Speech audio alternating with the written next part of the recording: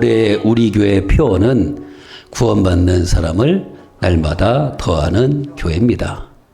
기도하는 가운데 기대와 소망을 가지고 이 표어를 정하게 되었습니다. 그래서 어찌 보면 지난주 그리고 이번 주까지가 주제 강의다 이렇게 보시면 될 것 같은데요. 그렇다면 올해 우리 교회가 구원받는 사람을 날마다 더하는 교회가 되기 위해서는 어떻게 해야 할까? 그냥 가만히 있는다고 해서 구원받는 사람들이 더하는 교회가 되지는 않습니다. 심은 대로 거둔다 그랬으니 우리가 좋은 것들을 많이 심어야 되는데요. 그래서 지난주에 42절 말씀을 중심으로 세 가지를 먼저 봤습니다. 다시 한번 42절 말씀을 볼까요?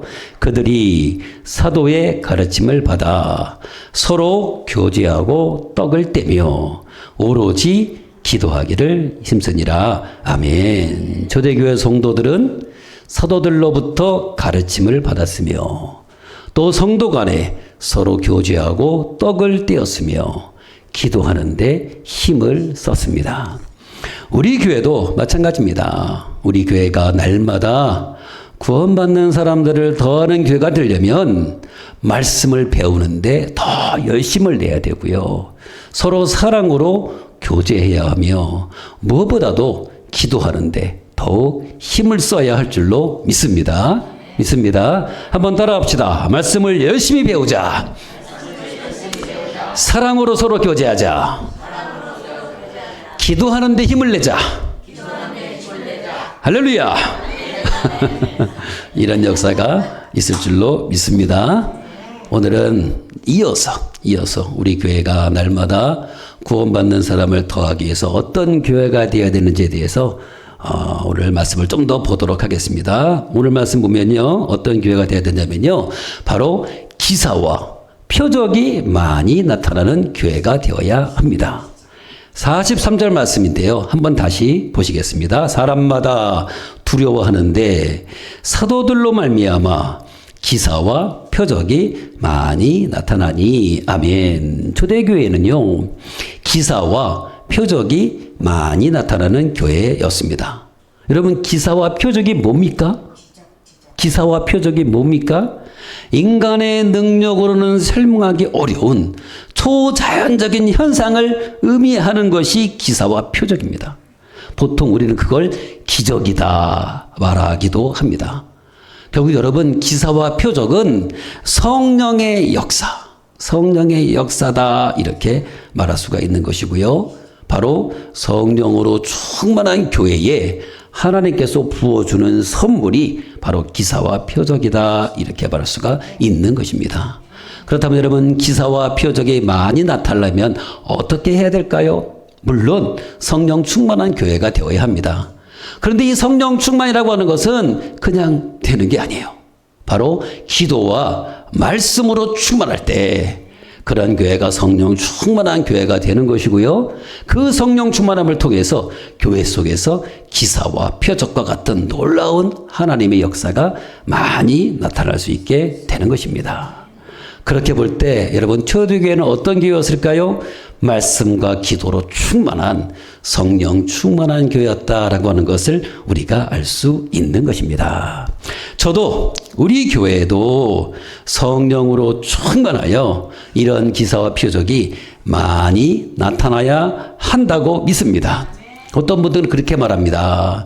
기사와 표적은 초대교회 때만 일어나는 일이지 현대의 교회에서는 일어나지 않는다 이렇게 말하는 분들도 있어요. 전혀 그렇지 않습니다. 여러분, 초대교회의 하나님이나 초대교회 역사하신 성령이나 지금 오늘 우리 교회에 역사하는 성령님이 다른 분입니까? 똑같은 분이십니다. 그렇다면 초대교회에 나타났던 기사와 표적들이 얼마든지 우리 교회에도 나타날 수 있는 것입니다. 하나님은 기사와 표적을 통해서 단지 사람들이 깜짝 놀랄 만한 기적을 베풀어 가지고 사람들을 갖다가 깜짝 놀려고 하시는 게 아니에요. 결국 그걸 통해서 예수 그리스도의 복음이 더 많은 사람들에게 증거되기 위해서 기사와 표적을 펼쳐 주시는 것입니다. 예를 들어 이런 거예요. 어떤 분이 현대의학으로 고칠 수 없는 불치병에 걸렸다라고 한번 생각해 보세요. 의학으로 못 고쳐요. 의술로는 도저히 고칠 수가 없어요. 근데 그분이 교회에 나와 신앙생활 하면서 열심히 치유를 위해서 기도했을 때 그 불치병이 낫다고 한다면 여러분, 그분이 예수님을 어떻게 생각하겠어요? 정말로 예수님은 정말 우리를 구원하시는 메시아가 맞구나 이렇게 생각하고 확신해가지고 신앙생활 할 것 아니겠어요? 그리고 그런 분들은 밖에 나가서 전도할 때도 얼마나 확신 있게 증거하겠어요. 내가 불치병에 걸렸었는데 교회에 나가서 기도했더니 하나님께서 내 병을 고쳐주셔서 내가 이렇게 살아났다. 여러분들도 예수 믿으세요. 그래야 구원받습니다. 여러분, 이렇게 더 담대히 열심히 복음을 전하지 않겠습니까? 그러니까 100마디 말보다 한번 이런 기사와 표적이 나타나면 훨씬 더 잘 믿을 수 있고 또 훨씬 더 많은 사람들이 예수를 믿을 수 있기 때문에 오늘날에도 하나님은 기사와 표적과 같은 기적들을 통해서 하나님이 살아계심을 온전히 나타내주고 계시는 것입니다. 그래서 교회에 기사와 표적, 기적들이 나타나야 되는 것입니다. 그래서 제가 그것을 소망하는 것입니다. 우리 교회에도 하나님의 영광을 위해 이러한 기사와 표적이 많이 나타나서 더 많은 영혼들이 주께 돌아왔으면 좋겠다라고 하는 소망을 가지고 이것을 위해서 기도해야 되는 것입니다. 저는 믿습니다. 선한 목적을 가지고 기도하면 분명히 하나님께서 이런 놀라운 역사를 이루어 주신다는 것을 믿습니다. 여러분, 목적이 중요한 것이거든요. 목적. 왜 기사와 표적이 교회에 나타나야 되겠는가? 목적이 중요해요. 하나님의 영광을 위해서 더 많은 영혼들이 기사와 표적을 통해서 예수님을 믿게 되기를 바라기 때문에 이것을 원합니다라고 한다면 하나님께서 분명히 그 합당한 목적을 따라서 분명히 그러한 역사를 나타내 주시리라. 아무튼 이렇게 믿습니다. 하나님은 항상 목적을 보시거든요. 여러분들 꼭 기억하시길 바랍니다. 여러분들이 돈을 버는 목적, 내가 건강해야 되는 목적, 내가 성공해야 되는 목적이 중요합니다. 그 목적이 하나님의 뜻에 부합하고 하나님이 기뻐하시는 것이면 하나님께서 막 돈 부어줍니다. 건강, 지켜줍니다. 높은 자리에 올라가게 합니다. 왜? 목적이 하나님의 영광에 있기 때문에 하나님은 그런 걸 통해서 역사를 이루어 주시는 것입니다. 그래서 항상 목적을 점검하시고 하나님께 나아가신다면 반드시 그런 역사가 나타나게 되는 것입니다. 그러니까 질병이 있으신 분들은 목적을 분명히 가지고 기도하시려니까요. 하나님, 내 병을 고쳐주시면 하나님, 내가 건강한 몸으로 하나님을 위해서 더 열심히 살겠습니다. 복음 전하는 데 더 열심을 내겠습니다. 여러분, 이런 목적이 있어요. 하나님께서 그래. 그러면 내가 건강을 얻게 되지. 이렇게 되는 거예요. 하나님, 나에게 물질의 복을 주신다면 주신 물질을 가지고 정말 하나님을 영화롭게 하겠습니다. 어려운 사람들, 또 교회의 영광 하나님을 위해서 정말 물질을 아낌없이 쓰겠습니다. 여러분, 하나님께서 물질 부어주신다니까요. 근데 그게 아니라 그냥 돈 열심히 벌어서 집도 사고 차도 사고 그냥 나 호의호의하면 살아야지. 하나님, 그러니까 나 좀 편하게 살게 돈 좀 주세요. 여러분, 말하지 않아도 하나님은 다 압니다. 하나님 중심을 보시기 때문에. 그래서 목적을 분명히 하셔야 하나님께서 그 목적을 따라서 하나님께서 우리의 소망들을 다 이루어 주시는 것입니다. 그래서 이 표적과 기사를 위해서 우리가 기도해야 되는 목적이 거기 있는 거예요. 하나님, 우리 교회에 표적과 기사가 많이 나타나서 믿지 않는 사람들 그걸 통해서라도 예수를 좀 믿게 해달라고.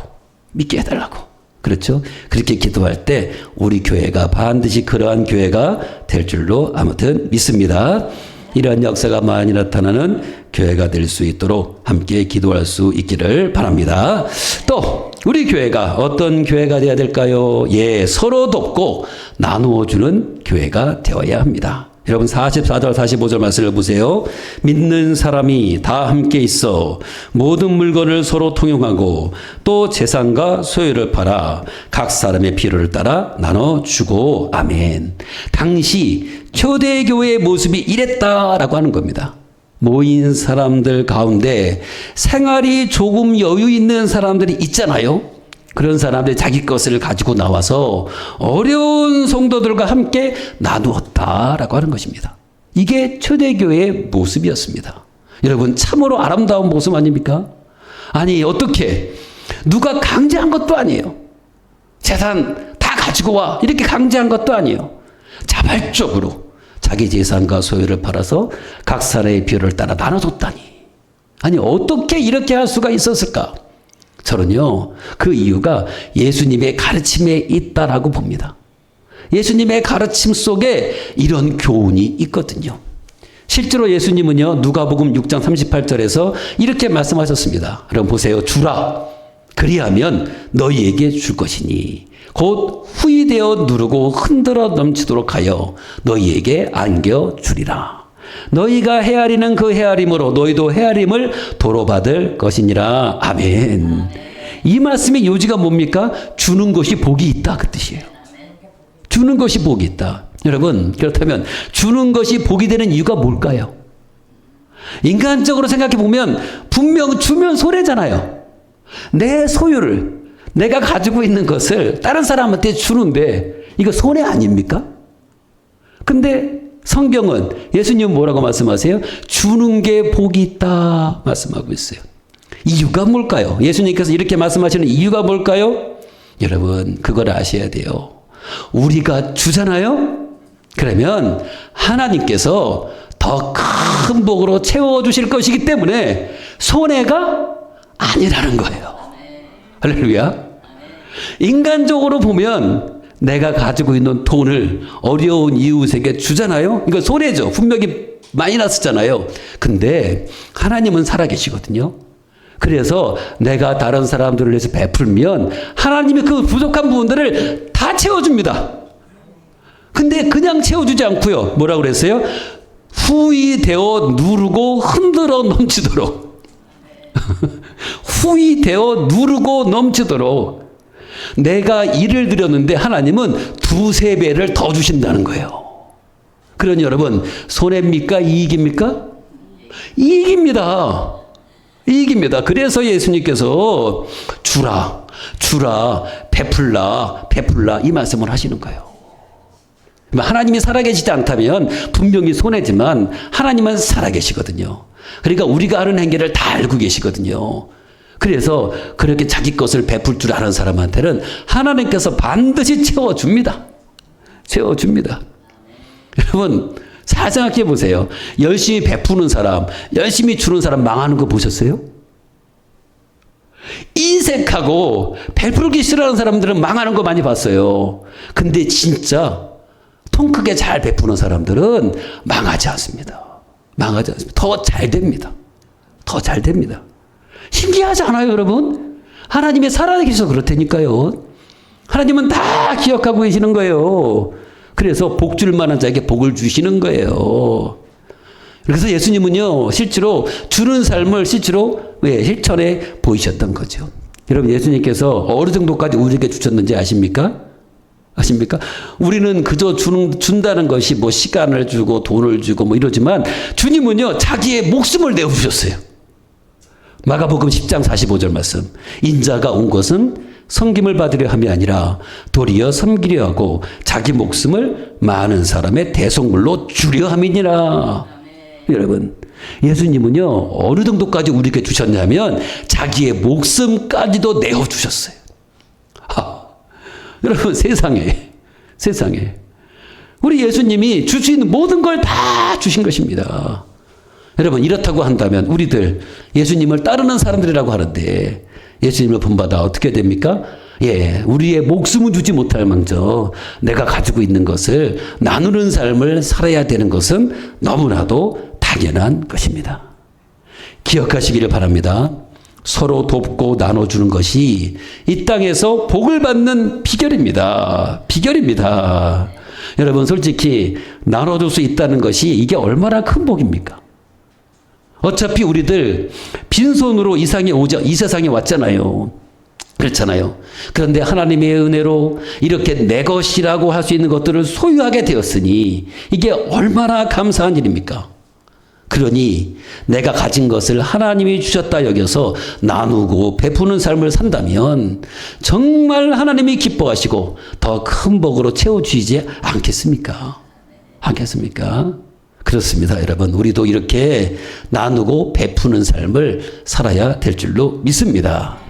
특별히 우리 교회가 올해는 더 많이 나누는, 더 많이 베푸는 교회가 될 수 있기를 바랍니다.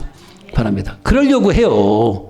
우리 교회도 작고 또 여러 가지로 부족한 것이 많지만 그래도 도움이 필요한 손길이 있으면 우리 교회가 좀 도와주고 좀 베풀고 그런데 좀 열심을 다할 수 있는 그런 교회가 될 수 있기를 아무튼 소망해 봅니다.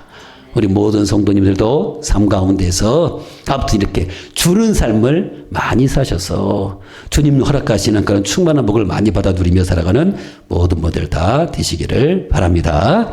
또 세 번째, 우리 교회가 어떤 교회가 될까요? 우리 교회가 모이기를 힘쓰는 교회가 되어야 됩니다. 여러분 46절 말씀 보세요. 날마다 마음을 같이하여 성전에 모이기를 힘쓰고 집에서 떡을 떼며 기쁨과 순전한 마음으로 음식을 먹고. 아멘. 초대교회는요, 누가 모이라고 강요한 것도 아닌데 그냥 마음을 같이하여 날마다 모였습니다. 여러분, 모이는 것이 얼마나 좋았으면 이렇게 매일 모였을까요? 저는요, 교회는 이래야 한다고 믿습니다. 모이기를 힘쓰는 교회가 하나님이 기뻐하시는 교회입니다. 그래서 시브리서 10장 24절 25절에서 이렇게 말씀한 거예요. 보세요. 서로 돌아보아 사랑과 선행을 격려하며 모이기를 패하는 어떤 사람들의 습관과 같이 하지 말고 오직 권하여 그날이 가까움을 볼수록 더욱 그리하자. 아멘. 그날이 가까울수록, 주님이 오실 날이 가까울수록 더욱 모이는 일에 힘을 쓰라라고 하는 얘기가 되는 것입니다. 그런데 여러분, 오늘날은 어떻습니까? 정반대로 갑니다. 예전에는 정말 모이는데 힘을 많이 썼습니다. 여러분, 교회마다. 그런데 요즘은요, 주일에 한 번만 모이는 것을 당연한 것으로 여기는 사람들이 많습니다. 바쁜데 뭘 그렇게 자주 모이냐 이렇게 말하는 분들이 얼마나 많은지 몰라요. 비성경적입니다. 잘못된 것입니다. 할 수 있는 대로 자주 모이는 것이 하나님의 뜻입니다. 모일 때 하나님의 역사가 나타나는 거지. 모이지도 않은데 무슨 하나님의 역사가 나타납니까? 우리가 모여서 노는입니까? 그거 아니잖아요. 모이면 말씀 보고 기도하고 모이면 함께 찬양하고 얼마나 좋은 일입니까? 그러니까 모일 때 하나님의 역사가 나타나는 거지요. 근데 이 사탄 마귀는 자꾸 모이지 못하게 만드는 거예요. 왜? 하나님의 역사가 나타나는 걸 싫어하니까. 그러니까 그냥 띄엄띄엄, 야, 일주일에 한 번만 교회 가면 되지. 무슨 아침 기도를 왜 나가고, 수요일 날은 또 왜 나가고, 또 무슨 모임 있다고 왜 그런 데를 나가냐, 귀찮게. 그냥 주일날 한 번만 딱 나가. 그러면 되는 거야. 그러면 신자의 도리를 다 한 거야. 이렇게 생각하게 만든다니까요. 의뢰받지 못하게 하려고. 여러분, 조심하셔야 됩니다. 하나님의 뜻은 모이는데 열심을 다하는 것이, 그것이 바로 하나님의 뜻이 되는 것입니다.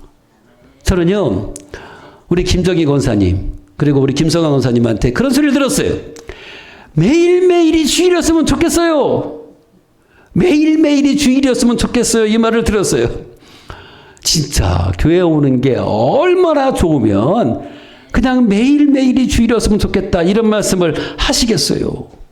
제가 그 말을 듣고 얼마나 기쁘고 감사했는지 모릅니다. 교회를 사랑하니까, 그렇죠. 하나님 앞에 나오기를 기뻐하니까 그렇게 매일매일이 주일이었으면 좋겠다. 그 말은 뭐예요? 매일매일 교회 나왔으면 좋겠다, 그 뜻 아니겠어요? 여러 가지 사정으로 못 나오시니까 그런 안타까운 마음을 담아서 그렇게 말씀하고 계시는 거죠. 돌아보면 저도 청년일 때 정말 교회 가는 것을 참 좋아했던 것 같습니다. 돌아보니까 꼭 일이 있어서 교회 간 게 아니에요. 일이 없어도 그냥 교회 가는 것이 좋았어요. 그래서 시간만 나면 그냥 교회에 갔어요. 여러분, 이런 사람들을 유별난 사람이라고 생각하시면 안 됩니다. 전 경험이 있어요. 제가 왜 그렇게 교회를 가는 걸 좋아했을까? 그냥 주일날뿐만 아니라 그냥 평상시에도 수시로 왜 교회를 들러서 왜 그렇게 교회 가는 걸 좋아했을까? 그때는 하나님이 너무 좋았어요. 진짜로. 교회가 너무 좋았어요. 목사님이 좋고 성도들이 좋으니까 그렇게 되더라고요. 그냥 가고 싶더라고요. 가고 싶더라고요. 이 말이 무슨 뜻입니까? 교회에 오는 걸 별로 좋아하지 않는 분들은 하나님이 별로 좋지 않은 거예요. 교회가 별로 좋지 않은 거예요. 목사님이 별로 좋지 않은 거예요. 성도들이 별로 좋지 않은 거예요. 그러니까 뭐예요? 그냥 일주일에 한 번만 보면 된다라고 생각하는 것입니다. 그런데 그렇지 않아요. 정말 성령 충만하고 은혜가 충만해지잖아요. 그러면 교회로 발걸음이 인도됩니다. 그냥 가게 돼 있습니다. 누가 오라고 하지 않은데도 그냥 나와 앉아 있고 싶어지는 거예요. 그냥 휙 둘러보고 싶은 거예요. 그게 바로 그렇게 교회를 사랑하고 하나님을 사랑하는 사람들의 마음이 되는 것입니다. 모든 분들 이렇게 모이기를 힘쓸 수 있기를 바랍니다.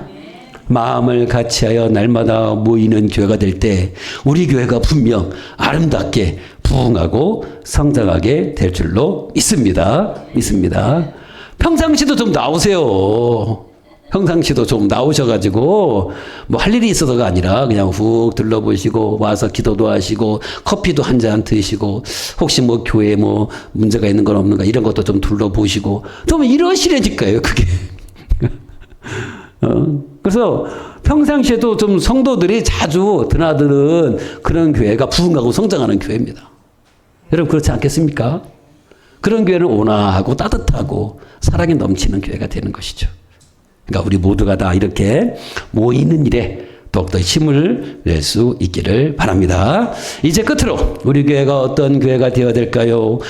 모든 사람들로부터 칭찬받는 교회가 되어야 됩니다. 47절 말씀을 보세요. 하나님을 찬미하며 또 온 백성에게 칭송을 받으니 주께서 구원받는 사람을 날마다 더하게 하시니라. 아멘. 초대교회는요, 모든 사람들로부터 칭송을 받았습니다. 칭송이란 말은 칭찬이거든요. 칭찬. 그러니까 믿지 않는 사람들로부터도 칭찬을 받았다라고 하는 말입니다. 사실 여러분, 믿지 않는 사람들로부터 칭찬을 받는다는 것이 얼마나 어려운 일입니까? 그런데 초대교회 성도들은 그 어려운 곳을 해냈어요. 그러니까 그들이 얼마나 아름다운 신앙생활을 했는지를 잘 보여주는 것입니다. 어떻습니까? 이런 모습은 사실 오늘날 교회의 모습과는 너무 대조적인 모습 아닙니까? 솔직히 믿지 않은 사람들이 오늘날 교회를 어떻게 생각합니까? 칭찬합니까? 우리 동네에 교회가 반드시 있어야 되는데 교회가 없어서 안타깝다, 아쉽다 그렇게 말합니까? 반대 아닙니까? 칭찬은 고사하고 교회가 동네에 들어오는 것을 꺼리거나 혐오시설 대하듯이 교회를 취급하고 있지 않습니까? 여러분 실제로 그래요. 제주도에서 교회를 세우려면 마을에서 들고 일어나는 경우가 있었어요. 교회 반대 해가지고 교회를 못 세우는 경우가 얼마나 많았는지 몰라요. 우리도 교회를 처음 개척할 때 여러분 임대해서 얻는데도 우리가 교회 하겠다 그러면 절대 임대를 안 줘요. 다른 건 다 되는데 교회는 안 된대요. 교회는 안 준대요. 얼마나 우리 교회들이 그리고 성도들이 본의 안 되고 사람들한테 칭찬을 못 받으면 그런 말을 하겠냐고요. 그렇잖아요. 정말 좋은 영향을 끼치고 정말 필요하다면 쌍수 들고 환영하겠죠. 우리 마을에 교회 좀 세워주세요. 교회 온다고요? 너무 감사해요. 좋아요. 이러겠죠. 근데 정반대다. 그 얘기예요. 이게 얼마나 이게 안타까운 일이냐라고 하는 거예요. 정말 교회는 다르구나. 예수 믿는 사람은 다르구나라고 하는 말을 들어야 되는 거죠. 그래야 좋은 이미지가 심어져서 모든 사람도 칭찬받는 교회와 성도들이 될 수 있는 것이죠. 계속해서 욕먹고 그냥 TV만 틀면 기독교인들은 왜 저 따위냐 이런 소리 듣고 앉아있으면 여러분 교회가 어떻게 부흥합니까? 어떻게 성장합니까? 안 오죠. 그렇잖아요. 교회의 평판도가 얼마나 땅바닥에 떨어져 있는지 모릅니다. 그러니까 반성해야 된다 그 얘기예요. 우리 교회뿐만 아니라 모든 교회들이 다 부흥하고 성장해야 되는데 그러기 위해서는 이렇게 칭찬받는 교회가 되어야 된다라고 하는 것입니다. 아무튼 여러분들 우리 교회가 올해에는 칭찬받을 만한 일들을 더 많이 해서 최소한 이 지역사회에서는 야, 제주 명성교회가 있으니까 마을이 더 좋아졌다, 밝아졌다, 제주 명성교회 때문에 살맛 난다라고 하는 얘기를 들을 수 있는 그런 은혜가 있어지기를 바랍니다. 모든 분들 초대교회의 모습을 살펴보면서 우리 교회의 부족한 부분이 무엇인지 여러분들 진단하셨습니까? 우리가 노력하면 우리 교회도 반드시 좋은 교회가 되고 또 부흥하고 성장하는 21세기의 초대교회가 될 수 있다라고 믿습니다. 믿습니다. 제가 지난주와 이번 주까지 제가 8가지를 말씀드렸는데요. 여러분, 이 모든 것들이 바로 구비되고 심겨질 때 바로 나오는 것처럼 구원받는 사람을 날마다 더하는 그런 복된 교회가 될 수 있으리라. 아무튼 이렇게 믿습니다. 다시 한번 여러분들 따라하시길 바랍니다. 주께서 구원받는 사람을 날마다 더하게 하시니라. 이 말씀이 우리 교회를 향한 말씀이 되어서 올해 우리 교회에도 초대교회와 같은 놀라운 부흥과 성장의 역사가 나타날 수 있기를 예수님의 이름으로 축원합니다. 축원합니다. 기도하시겠습니다. 하나님 아버지의 은혜를 감사합니다.